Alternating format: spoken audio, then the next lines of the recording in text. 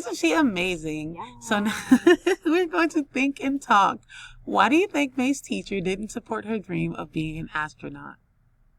Side note, I would always support your dreams, no matter what you want to be. So would Miss Miranda.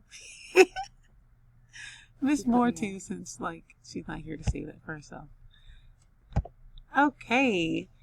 On the slide, you are going to answer these 5 questions. 1. What did May say when her mother asked her what she would tell her class at school? 2. What things did May do as a child to learn more about space? 3. What happened when May told her teacher that she wanted to be an astronaut? 4. How did May feel after talking to her teacher? And 5. It looks like 5's cut off a little bit here. What did May tell her parents she would do when she got to space? So you're going to answer these 5 questions here in complete sentences.